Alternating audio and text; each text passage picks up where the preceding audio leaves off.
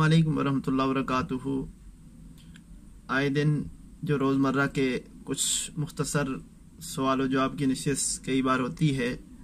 कई बार कई सारे दोस्त पूछना चाहते हैं लेकिन उनकी मुलाकात और कहीं ऐसी मीटिंग या बैठक नहीं हो सकती जिसकी वजह से वो कोई नशिस्त में कोई बात कह सुन सकें। तो इस एतबार से मैंने ज़रूरी समझा कि अपने इस चैनल की वसातत से अपने मुतल्लिकीन अहबाब और इनके फ़वाइद से दूसरे दोस्तों को भी मुस्तफ़ीद किया जाए। तो उसी एक सिलसिले की कड़ी में एक ये भी है कि आज वज़ू के मसाइल में से कुछ मुख्तसर इब्तदाइया जिनकी वजह से वज़ू टूटता है या नहीं टूटता, इस एतबार से देखना है हमने।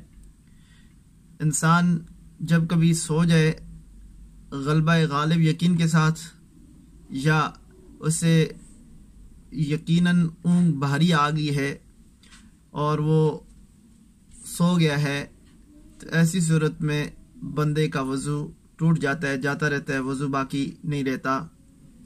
ये आवाम के लिए आम फाहम बात यही है कि बस वज़ू टूट जाता है। बाकी तफसील आले इल्म जानते हैं, इससे आले इल्म के लिए बात नहीं कर रहा हूँ। आवाम के लिए यही है कि इससे वज़ू टूट जाता है, वज़ू नया कर लेना चाहिए। बस तफसीलात क्या हैं, तफसीलात चैनल्स पे नहीं है, बाकी मस्जिद में और इदारे में आकर के आप सीख सकते हैं।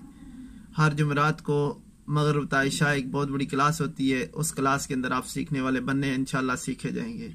चैनल की वसातत से सिर्फ आपको एक मुख्तसर मसला आप तक पहुँचा दिया।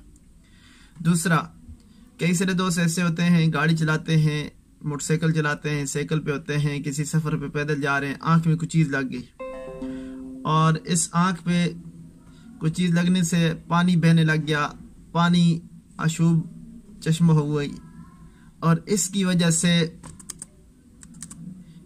से अगर किसी बंदे को मुसलसल पानी आ रहा है तो वज़ू पर कोई असर नहीं पड़ेगा, वज़ू उसका बरकरार रहेगा जी। इसी तरह बीमारी, कतरे की बीमारी, अल्लाह ताला सबको सेहत और आफियत नसीब फरमाए। किसी बंदे को कतरे की बीमारी है और वो बहुत मुश्किल में है, तो ऐसी सूरत के अंदर याद रखें, मैं मशवरा दूंगा सबसे पहले जो है ना, वक्त के हुक्मा, अतबा और डॉक्टर्स हजरात से आप रब्ता करें। हकीमों की तरफ जाना चाहते हैं तो मेरे बरादर मुकर्रम मौलाना इसहाक साहब हकीम हैं, साबरी चैनल्स पे वो काफ़ी बहुत सारे टिप्स आप हजरात को आए दिन देते रहते हैं। तो चैनल्स को अगर चेक करना है वहाँ जा करके देखें। तो बनफ्स नफीस अगर आपने इस चीज़ की अवेयरनेस लेनी है, शऊर उठाना पाना है, बीमारी का कामल इलाज लेना है, तो मस्जिद जामा मस्जिद के अंदर आप जा करके उनसे इस्तिफादा हासिल कर सकते हैं। और इसी तरह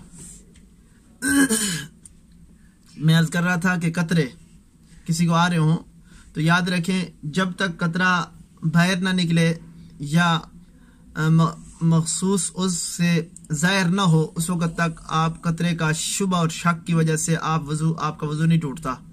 हाँ, कतरा निकल आया है और कपड़े से टच हो गया है, उसका इजहार हो चुका है, तो अब आपने वज़ू करना है।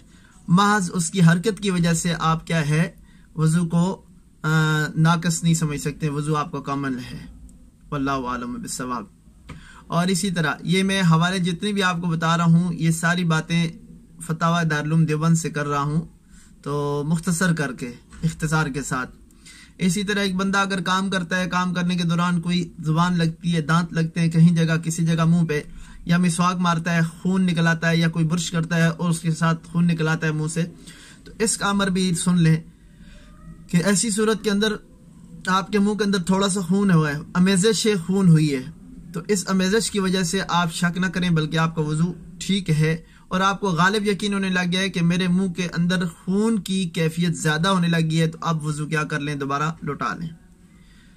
एक और मसला है, हमारी माएँ बहनें, ज़ाहिर है मसाइल शरिया में कोई शर्म और हार नहीं होनी चाहिए बंदे को, गैरत के साथ तो मसाइल के अल्फाज और उनके तकल्लम का जो चुनाव है वो किसी अंदाज से करना चाहिए।